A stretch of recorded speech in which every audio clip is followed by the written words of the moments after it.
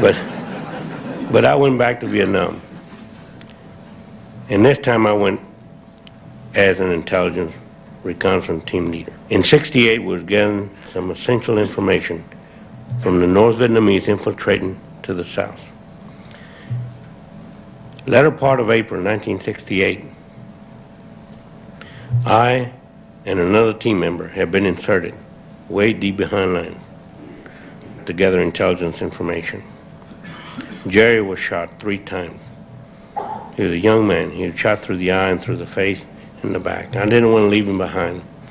Some of you people that read Soldier of Fortune magazines or other Vietnam stories know that when some of us are captured and we're wounded, they know we're not going to live. They tie us up to a tree and just cut you up to pieces and leave you there, or they'll just tie you up and let the wild animals eat you.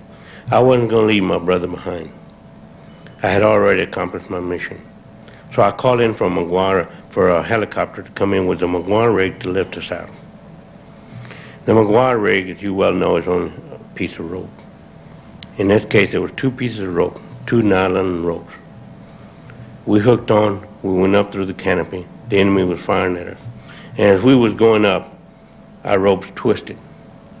And you know what nylon rope does when it twists and rubs? It burns. We was about to fall to our death. We was 400, maybe 350 feet up in the air. We were twisting. There was a black non-commissioned officer, LeRoy Wright, great, beautiful person. I have been with LeRoy in the 82nd Airborne Division. We served together many years in the Special Forces. He saw what was happening on 2 pieces of rope, and he tied himself with a piece of rope around his stomach, and he lowered himself out of the helicopter to keep them 2 pieces from burning, to rubbing. And the enemy was firing at us through the canopy. I'm glad that LeRoy separated our rope and we made it back to safety. 4 days later, I was in a staging area in Lac Ninh, and I heard a commotion on the radio. No call sign, no ID, no nothing. I asked the radio operator, "Who is that talking?" He says, "I don't know." And there was that famous military 4-letter word language used upon to get us out of here and all that. We couldn't identify the people. So there was a helicopter that was coming back and had a door gunner, 19-year-old young man, Michael Craig. We had just celebrated his 19th birthday in March of that year. I unstrapped him and he died in my arms. His words were, "My God, my mother and father." I asked the helicopter pilot, "Who are the people on the ground?" And he says, "It's that black sergeant that pulled you out the other day."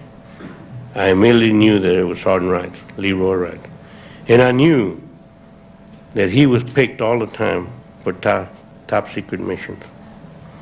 And I knew that he had some valuable information. You know, when you work with intelligence, everything comes to your mind. Of course, you know, like here in the offices, the first thing you do when you crumble up a piece of paper, you throw it in the trash basket, and somebody says, "Hey, wait a minute, hey, you don't do that." You know, you forget those little bitty things, but everything comes to your mind. And I knew that LeRoy had some valuable information. So I volunteered. I had just my bowie knife and a bag of medical supplies, and I went in to get them out, to get that material out, the intelligence gathering device, and of course the SOI. You know, the SOI, the frequencies of the radios. You know, if the enemy, if that gets in the hands of the enemy, my God, it could have tore us up. I spent 6 hours on the ground with those people. The statements read that I got shot 6 times. I was bayoneted in both arms. I was hit with the butt of the weapon in the mouth. In my 3rd trip, the statements read, Roger Waggy, the pilot of the helicopter, says, "Hit that Mexican over the head with something, get him in this helicopter, and let's get out of here or he's going to get us all killed." Well, my 3rd trip, they finally got me in, and let me tell you, and I like to brag about this, and I don't want to sound disrespectful, but with all due respect to the officers' corps, It took 4 officers to get us out that day. 4 officers. 2 officers volunteered as door gunners. And the reason I say that, I don't want to be disrespectful. You know, officers don't usually volunteer. No, wait a minute. You know, us senior non-coms know. Us senior non-coms and the officers know that you are to be placed where you most can influence your men. That's why you don't. It's not that you don't want to or you can't. It's just that you got to be in a position where you can give orders to your men. But in this case, the pilots, they had no men under them other than the door gunners, the crew chief. But they had nothing because their helicopters all shot up, so these 2 officers volunteered as door gunners. Pilot and the co-pilot officer, door gunners officer. That's dedication, ladies and gentlemen. That's love of fellow men and country. Bill Darling, one of the door gunners, he got shot twice in the stomach. They stated that I had picked up after I got engaged in the hand-to-hand combat and I left my bowie knife on that enemy's body. I'm glad that I picked up his weapon. And I was coming to the helicopter, dragging my buddy. And I fired and shot 2 enemy soldiers coming underneath the helicopter. And Bill Darling stated, he later changed his name, but he wrote a statement on me, that he pointed his weapon at me. Because I sort of look Oriental, I don't know whether he fired at me or not, and if he did, I'm glad he missed me. And if he didn't, well, I'm still here. Roger Waggy stated that there were so many of those people coming in, trying to attack that helicopter, that hit another one, and they were getting in the helicopter, and he had to fly off, get up 200 or 300 feet and check his chopper and come on down to check those people from the skids. And I thought that he was going to leave me behind with my buddy hanging on my back. And let me tell you, I prayed so much and I cried so much when I saw that helicopter leaving me. But then he came back and picked us up. The forward air controller, General Turnow now, he's a brigadier general, he's up for a 2nd star. The young 2nd lieutenant, his picture's in my book. And Ski, Jerry Lazinski, Strike Force commander. They're all retired now, but the general's still in the Air Force. He stated in his statement that that team that I had volunteered to go in and rescue, funded by over 350 North Vietnamese officers. And here, one crazy Hispanic American goes in with a knife and probably a mouthful of bubble gum and a doggone kit, medical supplies.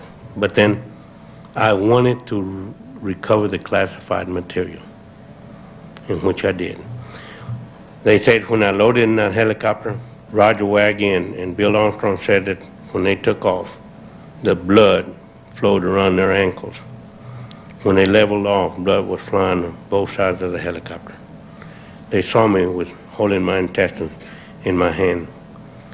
When I unloaded, they counted 17 people that I had loaded in that helicopter, to include 3 dead enemy soldiers, North Vietnamese. I didn't want to leave anybody behind. Anyone that had any classified material. That got into my mind. I mean, I was to recover the material in the intelligence gathering device. And when they found out that I loaded those 3 dead enemy soldiers, and then because I looked sort of Oriental too, and I was dressed just like them, they let me lay right next to them. And they were putting me in the body bag.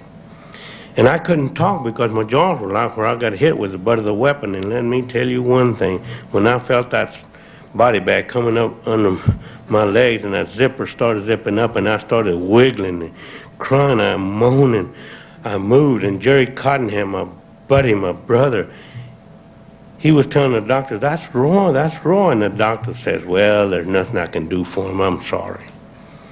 God, I didn't want that darn zipper to be zipped up on me. I was going to suffocate. Somehow, something made that doctor bend over to touch my heartbeat. And when he bent over, I spit in his face.